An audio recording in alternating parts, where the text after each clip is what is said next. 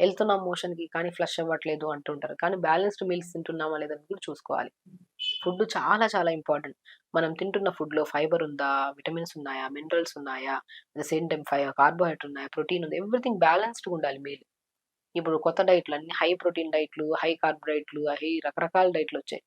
ఏ డైట్‌లొచ్చినా సరే మనం ఒక అవగాహన ఉండాలి. ఒక ప్లేట్‌లో అన్ని ఆకుకూరలు, వెజిటబుల్సు, సలాడ్స్, రైస్ అన్నీ చూడ్డానికి కలర్‌ఫుల్‌గా ఉండాలి. ఒకే కైండ్ ఆఫ్ ఫుడ్ పెట్టుకొని రోజు తినడానికి లేదు. అన్ని రకాల కూరలు తినాలి, ఆకుకూరలు తినాలి, వెజిటబుల్స్ తినాలి, రైస్ ఉండాలి. మంచిగా కలుపుకొని తినాలి. కడుపు నిండా సంపూర్ణంగా తినాలి అన్నం. అది కూడా ఎంత ప్లేట్ నిండా అన్ని రకాల రకాలు. ఇంత రైస్, ఇంత కర్రీస్, అన్ని ఆకుకూరలు అన్నీ పెట్టుకొని తినాలి. ఈజీ అండి. వండే విధానం కూడా ఒక బెండకాయ వండడం ఎంత ఈజీ చెప్పండి. బెండకాయ ఎంత మంచిది గట్‌కి. మోషన్ సాఫ్ అవుతది బెండకాయ తింటే. సో, బెండకాయ ఏముంది ఒక బెండకాయలన్నీ కట్ చేసుకొని మంచిగా పెనం మీద కొద్దిగా ఆయిలేసి, కొద్దిగే మరి బెండకాయ అంతేసి కొద్దిగా ఆనియన్స్ కట్ చేసేసుకొని, కొద్దిగా పచ్చిమిర్చి ఒకటి కట్ చేసేసి, కొద్దిగా కరివేపాకు, జీలకర్ర ఏసి మూత పెట్టేస్తే 5, 10 మినిట్స్ తర్వాత మెత్తగా సాఫ్ట్‌గా రైస్‌లో కలుపుకొని తింటే ఎంత మంచిది. పిల్లలకి ఇలా పెట్టండి.